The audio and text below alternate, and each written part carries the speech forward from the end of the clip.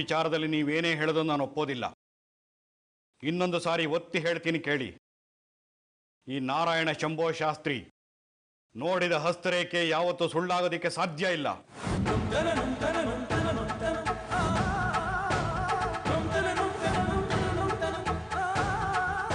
ಇರಿ, ನಿಮ್ಗೆ ಇನ್ನೂ ದೃಢವಾಗಿ ಖಚಿತಪಡಿಸ್ತೀನಿ.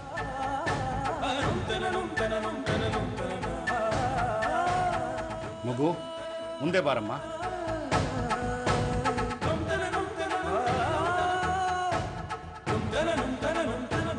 ಮಗು, ದೇವ್ರನ್ನ ನೆನೆಸ್ಕೊಂಡು ಈ ತಾಳೆಗರಿ ಮೇಲೆ ಈ ಕಡ್ಡಿಯಿಂದ ಚುಚ್ಚಮ್ಮ.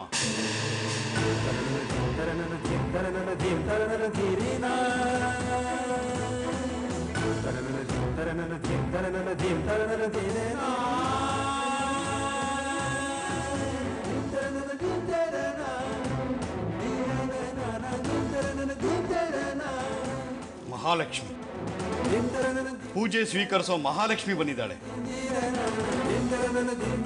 ಖಂಡಿತ ಆಕೆ ಸತ್ತಿಲ್ಲ.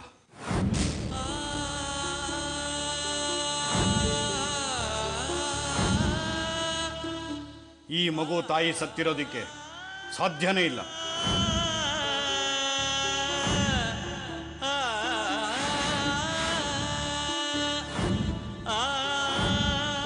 ಇನ್ನೂ ನಿಮಗೆಲ್ಲ ನಂಬಿಕೆ ಬರಲಿಲ್ಲ ಅಲ್ವಾ? ಅದು ಆಗೋಗ್ಬಿಡ್ಲಿ.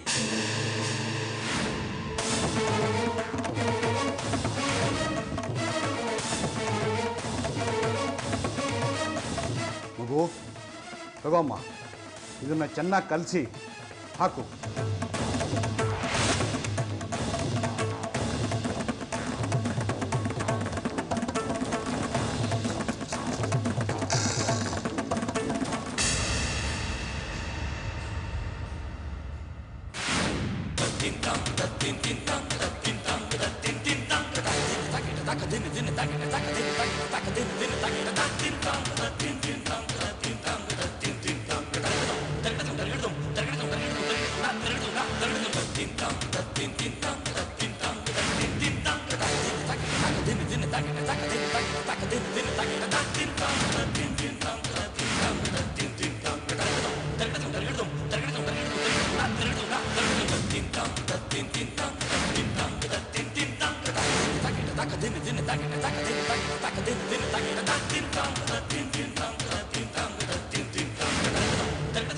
ತಗೊಳಮ್ಮ, ಇನ್ನೊಂದ್ಸಲ ಹಾಕು.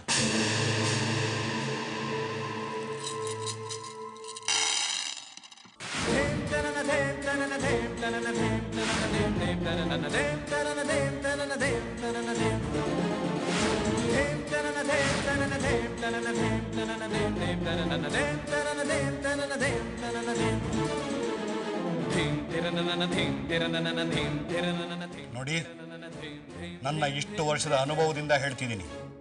ಅಷ್ಟೇ ಯಾಕೆ, ನನ್ನ ಮೇಲೆ ಆಣೆ ಮಾಡಿ ಹೇಳ್ತಾ ಇದ್ದೀನಿ, ಈ ಮಗುವಿನ ತಾಯಿ ಬದುಕಿದ್ದಾರೆ.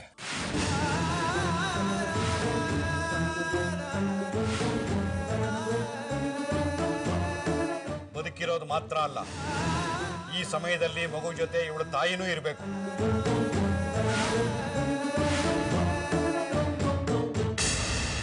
ತಾಯಿ ಮಗಳು ಪರಸ್ಪರ ದೂರ ಆಗಬೇಕು, ಒಬ್ಬರಿಗೊಬ್ಬರು ಚಿತ್ರಹಿಂಸೆ ಅನುಭವಿಸಬೇಕು ಅನ್ನೋದು ವಿಧಿಲಿಖಿತ.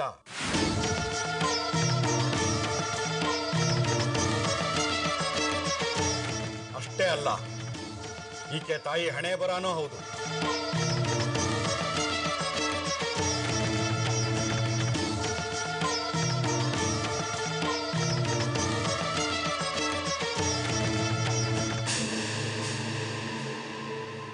ಒಬ್ಬರಿಂದ ಒಬ್ಬರು ದೂರಾಗಿ ಒಂದಿಷ್ಟು ಹಿಂಸೆಗಳನ್ನು ಅನುಭವಿಸಿ ಇಷ್ಟು ವರ್ಷಗಳ ನಂತರ ಒಂದೇ ಜಾಗದಲ್ಲಿ ಇರಬೇಕು ಅಂತಿದೆ.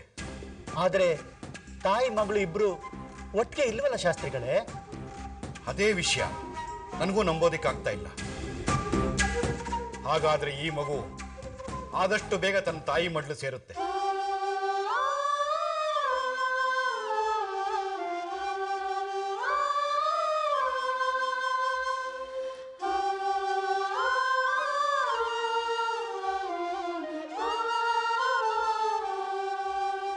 ಆ ತಾಯಿ ನೆರಳಿನಲ್ಲಿ, ಆಕೆ ಕಾಳಜಿ ಆರೈಕೆನಲ್ಲಿ ಬೆಳೀತಾಳೆ.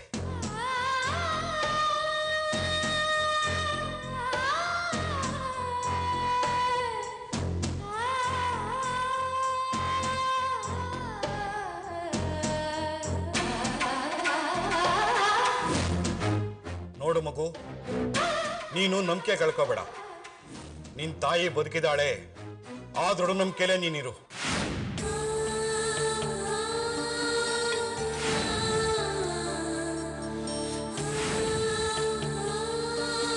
ಖಂಡಿತ ನಿನ್ ತಾಯಿ ಎಷ್ಟೇ ದೂರ ಇದ್ರು ಬಂದೇ ಬರ್ತಾಳೆ. ನೀನು ತಿಥಿ ಮಾಡೋ ಅಗತ್ಯ ಇಲ್ಲ. ನೀನ್ ಈ ಕೂಡ್ಲೆ ಕನಕಪುರ ರಸ್ತೆಯಲ್ಲಿರೋ ತ್ರಿಮೂರ್ತಿ ದೇವಸ್ಥಾನಕ್ಕೆ ಹೋಗಿ ಅಲ್ಲಿರೋ ಆಂಜನೇಯಂಗೆ ಅರ್ಚನೆ ಮಾಡಿಸು.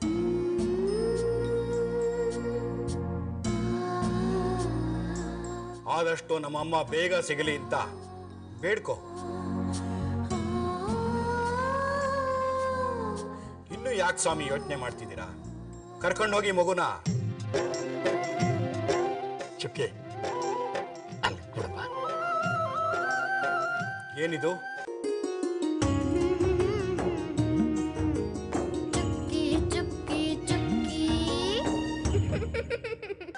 ಅದು ತಿಥಿಗೆ ಅಂತ ನಾನು ಮಾತಾಡಿದ ಸಂಭಾವನೆ. ಕಾರ್ಯನೇ ನಡೆದಿಲ್ವಲ್ಲ. ಬೇಡ, ಒಂದು ಒಳ್ಳೆ ವಿಚಾರ ಹೇಳಿದ ತೃಪ್ತಿ ಇದೆ ನನಗೆ. ಹೋಗಿ ನಾನು ಹೇಳಿದ್ ಮಾಡಿ. ಆ ತಾಯಿ ಎಷ್ಟೇ ದೂರದಲ್ಲಿದ್ರೂ ಈ ಮಗುನ್ ಬಂದು ಸೇರ್ತಾಳೆ.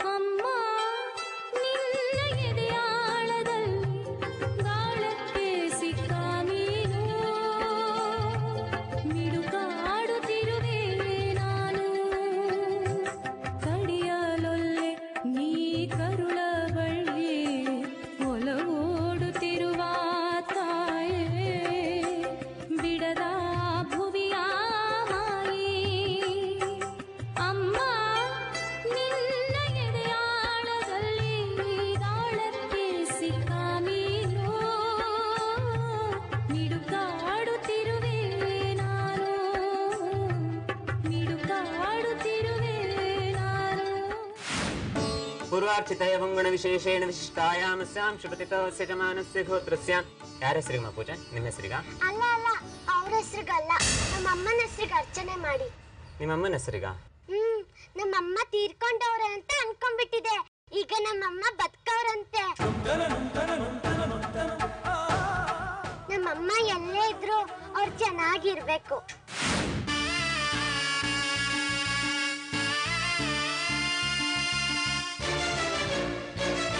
ಬೇಗ ನನ್ನ ಜೊತೆ ಬಂದು ಸೇರ್ಕೊಳ್ಬೇಕು.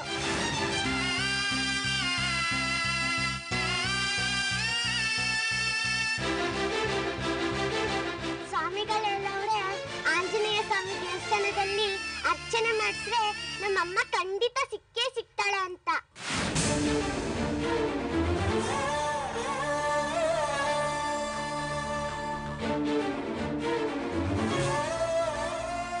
ಅದಕ್ಕೆ ಅರ್ಚನೆ ಮಾಡಿಸ್ತಿರೋದು. ನಮ್ಮಮ್ಮ ಬೇಗ ಬರ್ಲಿ ಅಂತ ಪೂಜೆ ಮಾಡಿ ಸ್ವಾಮಿಗಳೇ.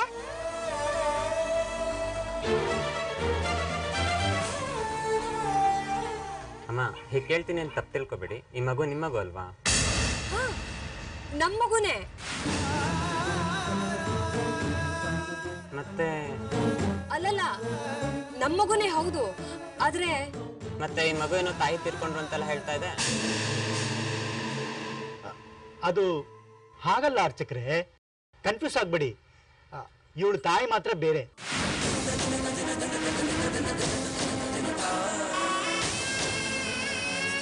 ಅವರೆಲ್ಲೋ ಕಳೆದೋಗಿದ್ದಾರೆ. ನಾವೆಲ್ಲ ಅವರೆಲ್ಲೋ ತೀರ್ಕೊಂಡೇ ಬಿಟ್ಟಿದ್ದಾರೆ ಅಂತ ಅನ್ಕೊಂಡಿದ್ವಿ.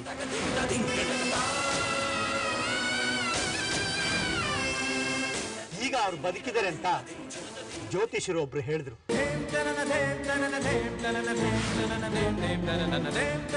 ಅದಕ್ಕೆ ಪೂಜೆ ಮಾಡ್ಸೋಣಂತ ಇಲ್ಲಿಗೆ ಬಂದ್ವಿ. ಓ ಹೌದಾ? ಇರ್ಲಿ ಬಿಡಿ, ಬದುಕು ಅಂದ್ಮೇಲೆ ಈ ಥರದೆಲ್ಲ ಇರಲೇಬೇಕು.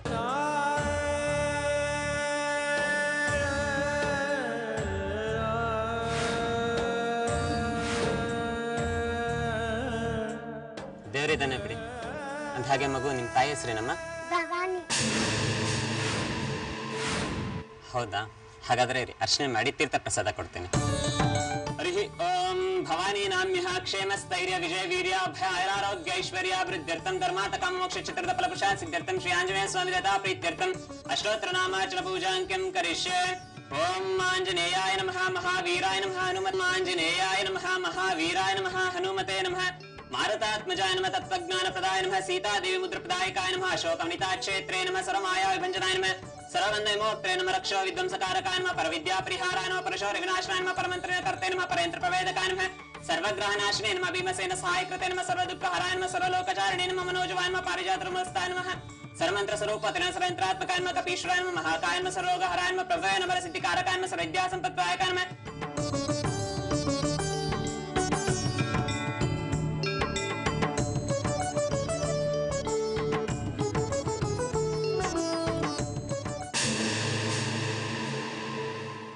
ಅಪ್ಪ ಆಂಜನೇಯ ಸ್ವಾಮಿ, ನಮ್ಮಮ್ಮ ಬದುಕೋಳಂತೆ, ಅವಳೆಲ್ಲೇ ಇದ್ರು ನನ್ಗೆ ಸಿಗಂಗ್ ಮಾಡಪ್ಪ. ನಿನ್ ಕೈ ಮುಗ್ದು ಬೇಡ್ಕೊಂತೀನಿ, ಅವಳೆಲ್ಲೇ ಇದ್ರು ಅವಳೇ ನನ್ನ ನೋಡ್ಕೊಂಡ್ ಬರಂಗ್ ಮಾಡಪ್ಪ.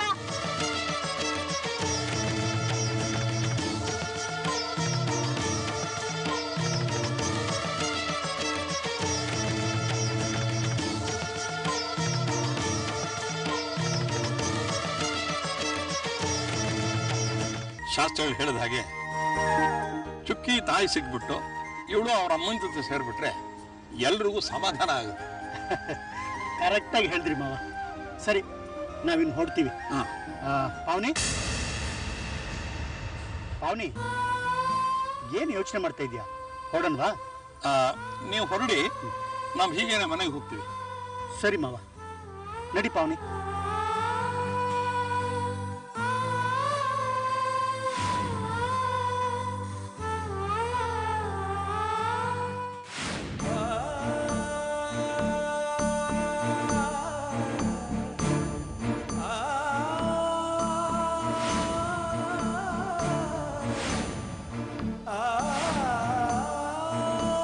ಪಾವನಿ, ಚುಕ್ಕಿ ಹೋಗ್ಬಾ ಪುಟ್ಟಿ. ಸರಿ ಅಮ್ಮ. ಹುಷಾರು. ನೀವು ಹುಷಾರು. ಅಪ್ಪ, ಚುಕ್ಕಿ ಬಗ್ಗೆ ಸ್ವಲ್ಪ ಜಾಸ್ತಿನೇ ಗಮನ ಇರಲಿ. ಆಯ್ತಮ್ಮ, ಮಾಮ ಚುಕ್ಕಿ ಹೊರಡೋಣ. ಬರ್ತೀನಿ ಸರ್. ಆಯ್ತು ಚುಕ್ಕಿ. ನೀನಿಲ್ಲದೆ ನನಗೇನಿದೆ, ಮನಸ್ಸೆಲ್ಲ ನಿನ್ನಲ್ಲಿ ನೆಲೆಯಾಗಿದೆ, ಕನಸೆಲ್ಲ ಕಣ್ಣಲ್ಲೇ ಸೆರೆಯಾಗಿದೆ. ನೀನಿಲ್ಲದೆ ನನಗೇನಿದೆ.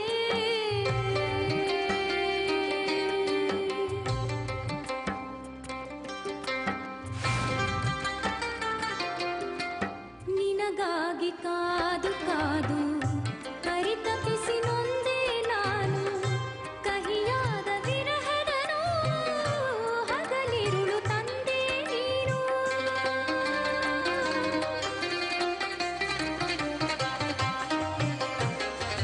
ನಿನಗಾಗಿ ಕಾದು ಕಾದು ಪರಿತಪಿಸಿ ನೊಂದೆ ನಾನು, ಕಹಿಯಾದ ವಿರಹದ ನೋವು ಹಗಲಿರುಳು ತಂದೆ ನೀನು. ಎದೆಯ ಆಸೆಯೇನೋ ಎಂದು ನೀ ಕಾಣದಾದೆ, ನಿಶೆಯೊಂದೆ ನನ್ನಲ್ಲಿ ನೀ ತುಂಬಿದೆ, ಬೆಳಕೊಂದೆ ನಿನ್ನಿಂದ ನಾ ಬಯಸಿದೆ. ಚುಕ್ಕಿ ಚುಕ್ಕಿ. ಸರಿ, ನಾಳೆ 10 ಗಂಟೆ ಫಿಕ್ಸ್ ಮಾಡ್ಕೊಂಬಿಡಿ. ಓಕೆ ಪಾವನಿ, ಹೋಗೋಣವಾ? ಪಾವನಿ, ಯಾಕೆ ಒಂಥರ ಡಲ್ ಆಗಿದೆಯಾ? ಏನಾಯ್ತು? ರೀ, ಆ ಜ್ಯೋತಿಷಿಗಳು ಹೇಳ್ದಾಗೆ ಚುಕ್ಕಿ ತಾಯಿ ಭವಾನಿ ನಿಜವಾಗ್ಲೂ ಬದುಕಿರ್ಬೋದು ಅಂತೀರಾ? ಅವ್ರು ಅಷ್ಟು ಕಾನ್ಫಿಡೆಂಟ್ ಆಗಿ ಹೇಳಿದ್ಮೇಲೆ ನನಗೂ ಕನ್ಫರ್ಮ್ ಆಯ್ತು, ಚುಕ್ಕಿ ಅಮ್ಮ ಸಿಕ್ಕೇ ಸಿಗ್ತಾರೆ ಅಂತ. ನೀನೇನು ಚಿಂತೆ ಮಾಡಬೇಡ ಪಾವನಿ. ಅದು ಹಾಗಲ್ಲ ರೀ, ಚುಕ್ಕಿಯವ್ರ ತಾಯಿ ಭವಾನಿ ಸಿಕ್ಬಿಡ್ತಾಳೇನೋ ಅನ್ನೋದೇ ನನ್ನ ಚಿಂತೆ. ಪಾವನಿ ಏನ್ ಹೇಳ್ತಾ ಇದೀಯ ನೀನು? ಹೌದು ರೀ, ಹಿಂದೆ ಒಂದ್ಸಲಿ ಭವಾನಿ ನಮ್ಮ ಮನೆ ಹತ್ರ ಬರಬೇಡ, ಚುಕ್ಕಿನ ನೋಡ್ಬೇಡ, ಅವಳ ಜೊತೆ ಮಾತಾಡ್ಬೇಡ ಅಂತೆಲ್ಲ ಹೇಳಿದ್ಲು. ಅಕಸ್ಮಾತ್ ಈಗ್ಲೂ ಚುಕ್ಕಿಗೆ ಸಿಕ್ಕಿದ್ಮೇಲೆ ಮತ್ತೆ ಹಿಂದಿನ ತರ ಚುಕ್ಕಿನ ನನ್ನ ಜೊತೆ ಸೇರ್ಬೇಡ, ಅವ್ಳು ನನ್ನ ಜೊತೆ ಮಾತಾಡ್ಬೇಡ ಅಂತೆಲ್ಲ ಕಂಡೀಷನ್ ಹಾಕ್ಬಿಟ್ರೆ? ಹಾಗಂತ ಚುಕ್ಕಿಗೆ ಅವಳ ತಾಯಿ ಸಿಗದೆ ಇರ್ಲಿ ಅಂತ ಬಯಸೋಕ್ಕಾಗುತ್ತಾ? ದೇವ್ರ ಹತ್ರ ಹಾಗಂತ ಬೇಡ್ಕೊಳಕ್ಕಾಗುತ್ತಾ? ನೋಡು, ನಮಗಿಂತ ಚುಕ್ಕಿಗೆ ಅವಳ ತಾಯಿ ಮುಖ್ಯ.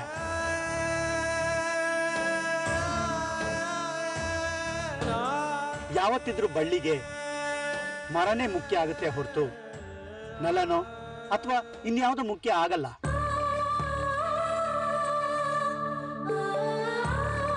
ಆ ಮರದ ಜೊತೆ ಬೆಳೆದ್ರೆ ಮಾತ್ರ ಆ ಬಳ್ಳಿ ಬೇರು ಊರುತ್ತೆ, ಜಾಸ್ತಿ ದಿನ ಸುಖವಾಗಿ ಬದುಕುತ್ತೆ.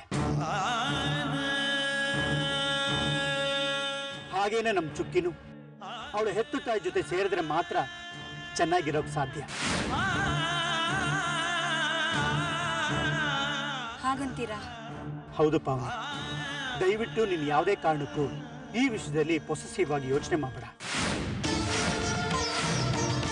ನಿನ್ ಕಡೆಯಿಂದ ಅಂತ ಯೋಚನೆ ಯಾವತ್ತೂ ಮಾಡಬೇಡ. ರೀ, ಆ ಭವಾನಿ ನಿಜವಾಗ್ಲೂ ಪುಣ್ಯ ಮಾಡಿದಾಳೆ ರೀ.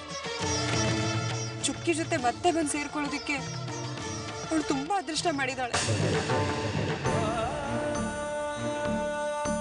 ಆದ್ರೆ ನನ್ನ ಪಾಲಿಗೆ ಯಾವುದೂ ಇಲ್ವಲ್ರಿ. ಭವಾನಿ ಚುಕ್ಕಿ ಜೊತೆ ಸೇರೋ ತರ ನಾನು ನಮ್ಮ ಖುಷಿನ ಸೇರೋ ಹಾಗಿದ್ದಿದ್ರೆ ಎಷ್ಟು ಚೆನ್ನಾಗಿರ್ತಿತ್ತಲ್ವಾ?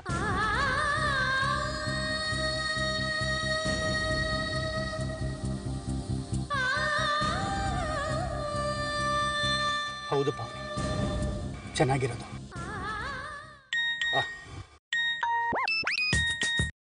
ಹಲೋ, ಹೇಳಿ ಡಾಕ್ಟರ್. ಓಕೆ ಓಕೆ, ಹೌದಾ? ಸರಿ ಡಾಕ್ಟರ್, ನಾನು ಈಗಲೇ ಬಂದು ನೋಡ್ತೀನಿ. ಪಾವನಿ, ಅದೇ ಆ ಯಂಗ್ಸು ಹಾಸ್ಪಿಟ್ಲ್ಗೆ ಅಡ್ಮಿಟ್ ಮಾಡಿದ್ನಲ್ಲ, ಅವರ ಜೀವಕ್ಕೂ ಏನು ಅಪಾಯ ಇಲ್ವಂತೆ. ಹೌದಾ ರೀ? ಪರವಾಗಿಲ್ಲ, ಆ ದೇವ್ರು ಆಕೆನ ಉಳಿಸ್ಬಿಟ್ಟ ರೀ. ಹೇಗೋ ಹಾಸ್ಪಿಟ್ಲ್ ಆನ್ ದಿ ವೇನೇ ಆಗುತ್ತೆ. ನಾನು ನಿಮ್ಮ ಜೊತೆ ಬರ್ತೀನಿ, ಆಕೆ ನೋಡ್ದಾಗುತ್ತೆ. ಒಳ್ಳೆ ಐಡಿಯಾ, ನಡಿ ಹೋಗೋಣ.